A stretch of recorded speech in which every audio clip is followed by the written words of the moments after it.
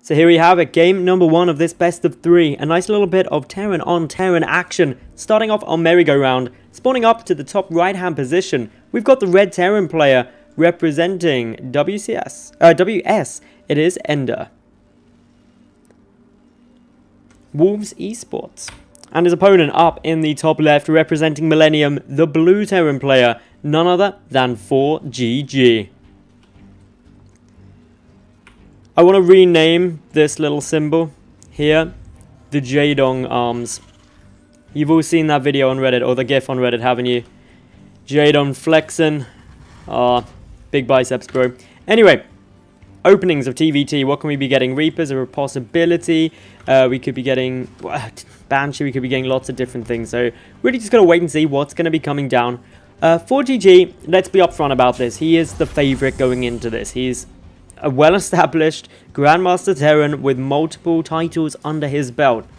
EnDeR, on the other hand, for all I know, his account is a Diamond League account at the moment, so probably not the favorite going into this one up against ForGG. Not many people would be a favorite up against ForGG, that's for sure. Anyway, in terms of openings, we've got a Barracks coming down now by ForGG. Barracks just getting started up now by EnDeR. So a little bit of a delay coming through there, but nothing too untoward. So should be able to maximize that. We had a nice little change there. Actually, a gas coming down. Was that gas earlier for EnDeR? Yeah, it must have been. He's got a little bit more there. Looks like a little bit of a hotkey problem right here for EnDeR. So we'll just wait for this pause to conclude, and then we'll be getting into a new fun game. Waiting to see what kind of opening these two go for. Obviously, the gas advantage slightly up overall. Actually, the gas advantage is only very small. It's only about 10 gas. They are both tied with 3 SCVs in each refinery, so that's all cool. Meanwhile, Barracks on its way out for both players. Could be some Reapers, could be up into a fast factory. Both are possible, and it looks like he's just going to go and come for a little bit of scouting information right now. We know this isn't going to be going for any kind of command center because, of course, he does not have anything. Oh, enough minerals to do it, so that's nice and simple to see. Both players about to hit that 100 Vespian mark. EnDeR slightly above that of ForGG, but ForGG's timing, bang on the mark. Down goes that factory, straight on the money. This build order refinement, what you'd expect from a player of ForGG's caliber. Now, EnDeR, he's going to get a bit lucky. Had a 50-50 chance to scout the right way first, and he flips the coin the right way and is going to come up and scout ForGG nice and quick. So through we all go. Tell the observers what's going on. It is definitely the first game. So now goes an SCV. That's of course the scouting SCV. ForGG getting out that marine in time. You didn't see the second gas getting taken, and that's quite important. That second gas is coming down quite a bit earlier than EnDeR's. EnDeR just waiting with his marine up on this high ground in case a counter scout was coming through, but no sign of that at the moment. Second refinery nearly done now for ForGG, who adds in that starport. This could very well be some kind of drop play, could also be Banshee play. With the Hellions coming through, it could be Hellions poking with a couple of Marines, Banshee coming in the back, just looking to deal a lot of harassment damage early on, so good possibilities. Meanwhile, second gas getting starting up for EnDeR, but this is a lot later. ForGG already mining about 100 more gas per minute, 110 actually, if we're precise there, so he's going to have a lot more gas coming through than EnDeR. He's already pulled a little bit ahead there, but EnDeR will level out that income now. Tech Lab already started up here for ForGG. He moves the Barracks, ready to switch that starport over to it, ready to put in the Banshee production. And this is all a very normal game. First Hellion, just out of here for ForGG. Noti's just got the one Hellion, no more in production. And this is mainly to scout. He's just going to go and have a little peek around. Where is my opponent? What is he doing? Cloak on its way down for ForGG. Meanwhile, for EnDeR, he's adding in the Medevac. So he's going to go for a drop style play as opposed to the Banshee style play, at least initially. So this is going to be an interesting dynamic to see how these two builds bump heads, see what's going to go on here. Reactor coming down from ForGG as well. That means he's going to be able to continue to pump out, obviously, more Hellions if he wants to, add in a couple of Widow Mines, should he want it to be safe in case there was any counterattack coming through.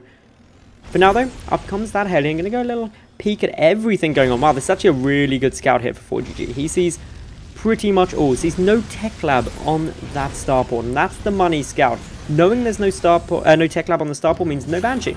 No Banshee means he can just be very much aware that, hey, my opponent is probably going for some kind of drop based style. Now, EnDeR has just started production on an engineering bay. He's also adding in that tech lab now, but of course, that tech lab going to be coming a heck of a lot later. One Widow Mine coming through. This is actually a really smart play because the Banshee's already been seen. If Cloak... Oh, sorry, Cloak will be done in time, so... It's not going to be able to do much without a scan, but if a scan goes off, obviously that'll be a nice little hook. Drop coming down into ForGG's main base. It does mean that he loses 2 workers. Not a drastic loss, especially when he's counter-attacking now with this Banshee. The Widow Mine still not out on the field yet. A missile turret being produced, but the SCVs are just going to continually get taken down. There's enough energy for a scan. The Widow Mine is going to burrow up. This is going to be a bit of a close call. Backs on out. Comes back in. Knows where and when he can poke, when he can prod. He's dealing a lot of damage with his Banshee. He's already racked up 8, 9 kills. Missile turret is trying to get built, but keeps getting cancelled every time those SCVs get taken down. It just adds a bigger delay. 13 workers killed already. May even try and go for the 14th. Realizes there would be a dangerous game. Goes for 14. Backs out, staying just on the edge of that missile turret vision.